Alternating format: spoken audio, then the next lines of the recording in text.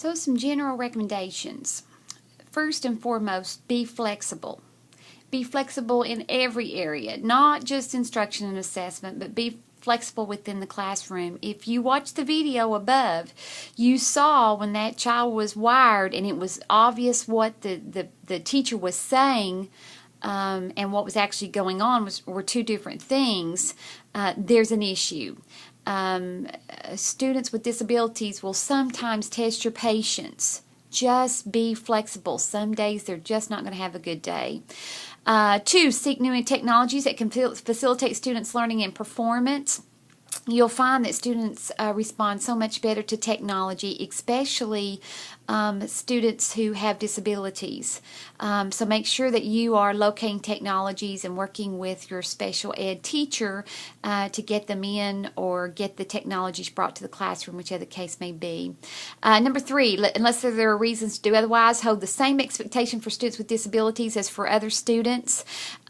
They should never know or be treated any differently as far as your expectations. They should still be high. Now, mind you, the best they can do may be a C, but push them to the best that they can be. I remember when I was teaching and had inclusion students, the teacher right below me came into my classroom and said, listen, you're going to have to make some adjustments for Johnny.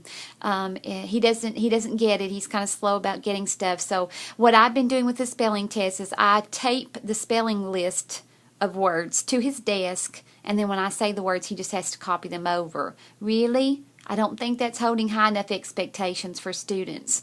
So you push them, you're going to have to find your way to where you realize their breaking point, and don't push them past the breaking point, but push them out in that disequilibration phase, just that we talked about a few weeks ago. You're going to have to get them to that if you're going to move them at all, and they should be moving. Identify and teach the prerequisite knowledge and skills students may not have acquired because of their disability. That means you may have to slow things down. That means you may have to have a buddy system. That means you may be doing a lot of small group instruction. You may be doing a lot of group work, but you're going to have to teach those prerequisites and realize they're probably not going to have that basic knowledge. And how are you going to overcome that? Number 5, consult and collaborate with the specialist. Talk to the special ed teacher. Talk to the speech therapist. Talk to the occupational therapist. Find out as much as you can on ways that you could help this child, things that set the child's behavior off, whatever it may be. Communicate regularly with parents. I cannot emphasize this enough. Even your regular ed kids, you need to be communicating with the parents. From a parent's point of view, you can't give me too much information, I'll just tell you. Number 7, include students in planning and decision making. When kids have ownership to certain things, they tend to work harder because it was their idea, or it was their thought, or it was their suggestion. So include them a little more.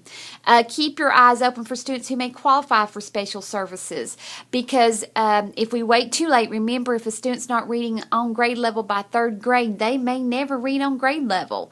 So we need to be snagging these kids early enough, not too early, not before the end of the 2nd grade year, but we need to be snag them early enough so we can get them help before they're too far gone. So there's just some general recommendations.